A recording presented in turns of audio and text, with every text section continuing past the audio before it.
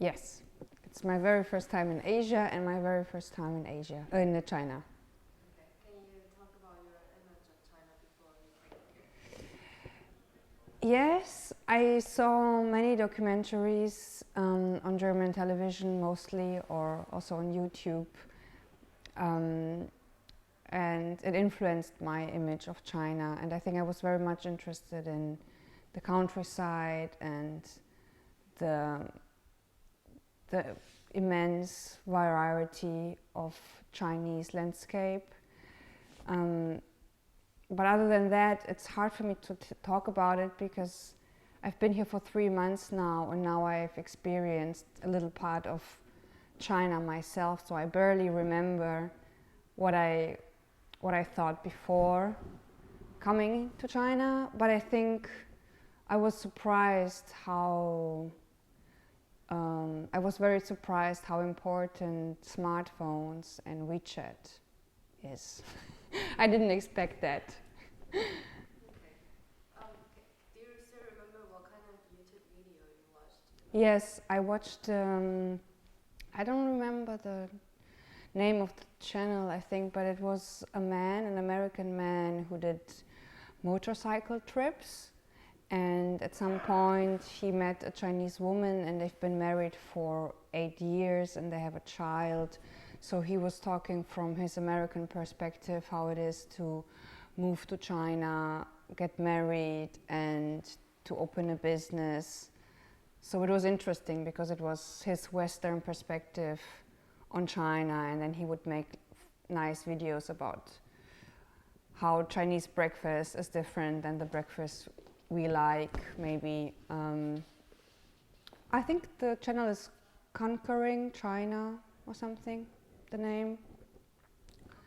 Conquering China, yeah. Conquering China. Some of the videos were very silly and they weren't art related, but that's what I found, so I just watched them all as a preparation a little bit. Okay. Yeah.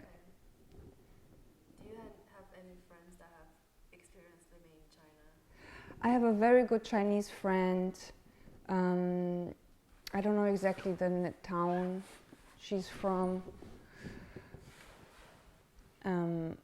So I talked with her about it, and she helped me to meet some very nice Chinese people here, and then also the organization who gave me the grant, they have a stipend every year. So before I came, I met one of the guys who had the same grant as I did, so who came to get residency 2 years ago. So he loved it, he liked it a lot, so he told me about the village and the art scene and what he did when he was here. Yeah. Okay. Can you talk about your understanding of German culture? Yeah. So in Germany, I'm an immigrant myself because I was born in Romania and I moved to Germany when I was 7 years old. So I guess I have a different perspective on German culture than someone who was born there. But I would say that for me, what is very specific is that there's a big accuracy in German culture. So on average, they like to do things very precise and professional, and there's a depth in thinking and also in engineering, and like a kind of, they think it all through and try to make it very perfect. So the sense of like this analytical thinking is something very German, I would say, and I really like that about German culture. But it's very difficult to talk about it in general because every subject has its own differences, like cultural life, like social life, friendships, and how they deal with history.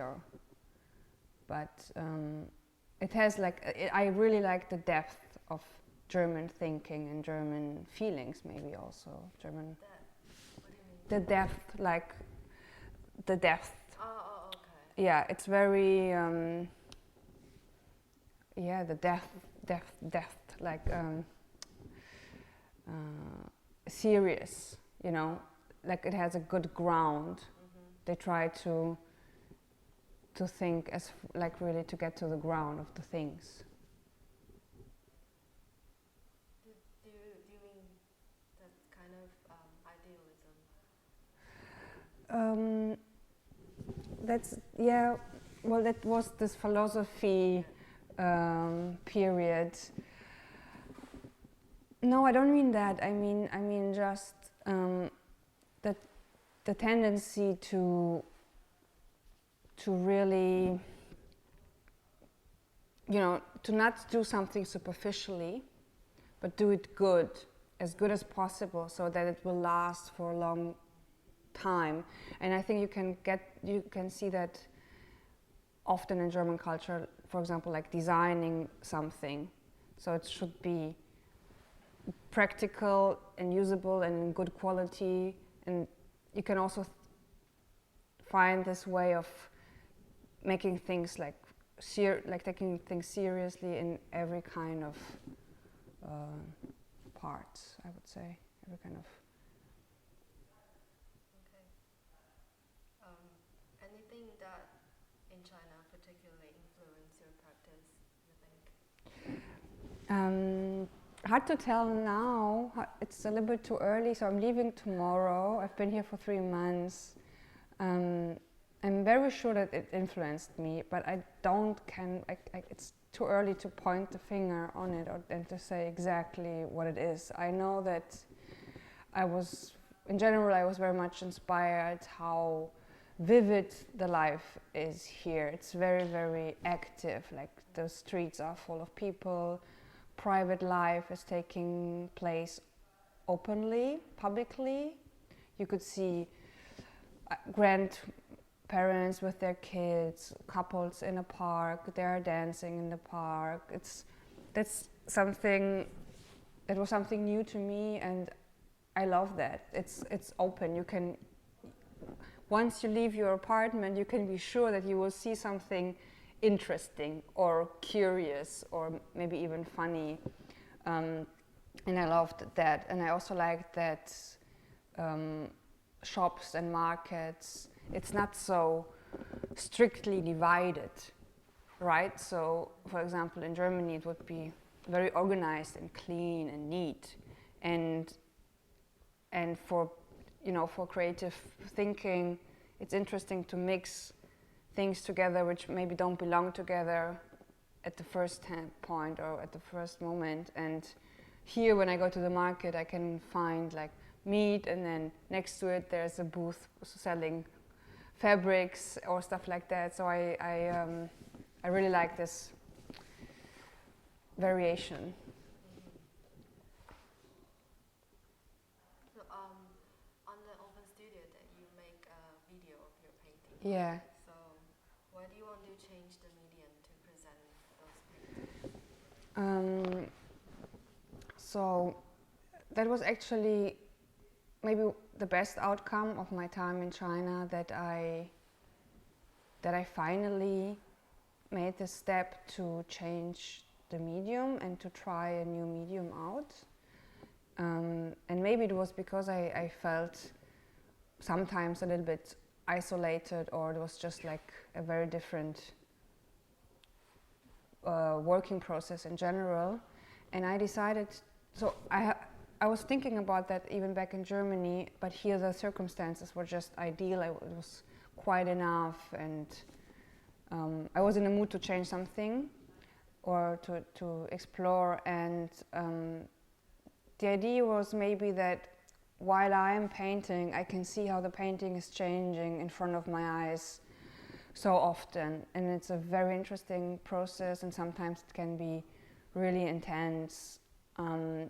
And of course, as a painter, I'm always hoping that all the different layers and all the different parts of the process are within the painting, and that you can see it and read it and maybe even feel them, but you never know. So I was thinking to create a path, just like a path, like to make this process a little bit more visual for the public, and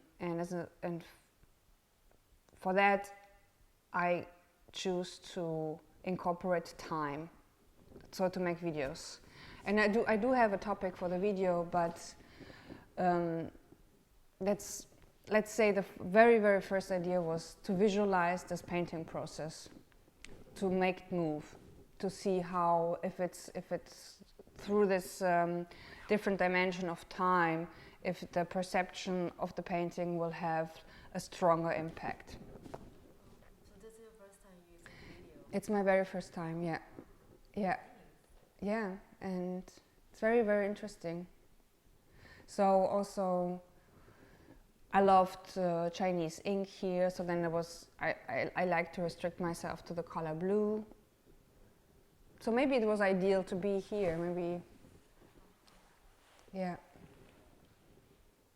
I think that was, I forgot to say that certainly I went to many museums in China. I went to Xi'an and some museums, and in Beijing, of course, and galleries. And I was very interested in ancient Chinese culture.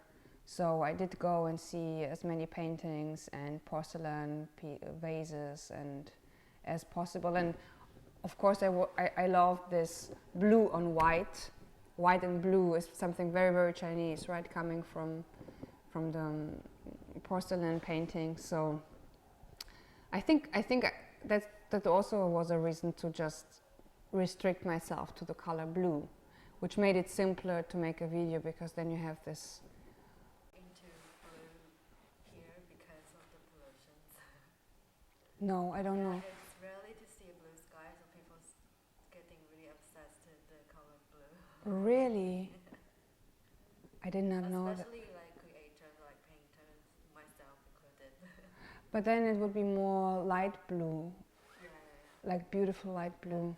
Your one is more like a dye blue. Yeah, Color dye. like denim blue or yeah, indigo.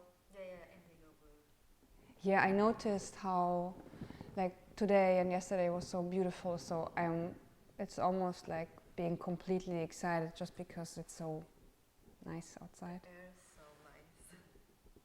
Okay, next question. Can you talk about your life in China without VPN?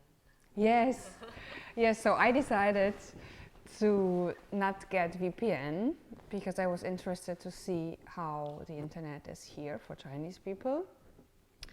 And at the beginning it was hard. I did not miss Facebook at all because back home I didn't like the impact it had on me. It's a little, sometimes it's a waste of time because it's very easy to get lost on Facebook. And so I didn't miss Facebook. But I started to miss YouTube at some point because I wanted to get some distractions to watch a film or video. So in Germany I would go to YouTube and I couldn't, and then I went to Youku, but I couldn't speak Chinese, I couldn't understand the writing, so sometimes I would just end up watching random videos. And eventually I stopped and just got a DVD drive and watched the DVDs here. And then again, it got really complicated when I wanted to do some research for my art, because I know there are many great stop-motion animation videos from different artists, from like also really old ones, and I don't necessarily know all the names of the artists. So what I would do is go on YouTube, just type it in, and then I would find like thousands of interesting videos. And I did the same with Bing, but then I just didn't have any access to the videos, or just very few. So that was a little bit frustrating, because then it was cutting my artistic research. that was a problem. But other than that, I had access to all the important German websites. For example, like I had to write some applications for German grants. I could access them. The very, very important things were open. So it was just actually YouTube what I missed. And you can still contact your friends and family? Yeah, it was no problem. I have a Hotmail email account, was functioning perfectly, really quick, really nice, no problem. I sent photos, many photos, was all fine. It was all good, yeah. And yeah, I guess I didn't use the internet in general as much, and you know how we people are. We always look for a reason to waste our time. I mean, now I do it on WeChat because I think WeChat is a little bit similar like Facebook. And at the beginning, I only had 3 or 4 contacts. Now I have 20 or 30. So I know that you can just, you can just see the subscriptions and you can just get lost in it the same way you do on Facebook. If you speak Chinese and WeChat is just like Facebook? It's just like Facebook. I heard so, yeah. And I understood within those 3 months that people are using it also in a very professional way. Like it's a little bit like your website. So I asked a friend of mine who's a painter about if Chinese artists have their websites, and he said, well, many don't have because it's either WeChat or they're already represented in a gallery, which is like more professional, obviously. So it's not so common. And I was also surprised to see that, yeah, people don't use business cards anymore. It's all with WeChat. Yeah, I was like. Okay, next question. It's a bit strange. Some people describe German are like trees, rise rapidly, territorial and not inviolable. What do you think of that? Yeah, I was. Is this like a Chinese proverb? No. No? It's actually from a work of German artists. Okay. What is the last word? They're not Inviolable?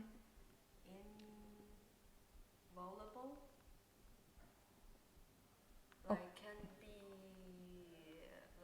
like you said before, you have a set up rule and it can be changed, can be touched. It's pretty much like stick to the rules. Yeah. Yeah. Maybe it's should. I don't know if they are territorial. I like the idea that they are like trees. I think I like this metaphor of a German being like a tree because they need, for example, a friendship in Germany grows slowly, but then once you have a friend, it's very, very stable, just like a tree. You know, the roots are very deeply grounded, so you can really count on that. So I like the metaphor of a tree. I'm not so sure about the territorial thing and. Because if you think of trees, even you cut off the trees, the roots are still on the ground. Yeah. So you still own like the ground. I think that's what it means of the territorial. Ah, yeah. Well, it might be right. I mean, I said something similar at the beginning, right? That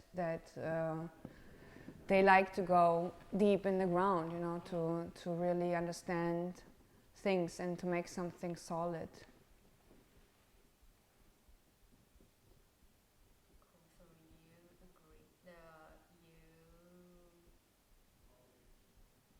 you agree? You agree? It's pretty much like trees. Yeah, maybe. Yeah. National character. Yeah, a little bit. And I also like the idea that a tree, you know, moves, of course, the leaves with the wind, but it's a very, you know, it's still, it wouldn't move completely, right? Like the ground is is stable forever. It just moves. And maybe that's true, that there's a certain conservatism, or at least the idea of preserving. That's something very German, and I really like that about Germany, preserving culture, preserving history, not, trying that people do not forget, and that we keep the good things in our culture from generation to generation. So they invest in that. Okay, next question, even heavier. Do you think that German national character was somehow decreased after the World War II? Yeah, that's a tough one. I would say that the character of all nations who were involved in Second World War changed. Actually, like not only the German ones, the Russian ones, the Jewish one, the American one, because it was the cruelty reached such an incredible point that it was very shocking for everyone. I mean, for so many people at that time and even afterwards. So I definitely think it changed the character of its nations, and maybe of human beings in general, because it was such a disappointment that we are still, after so many thousands of years of culture, that we are still able to do horrible things, like really horrible things.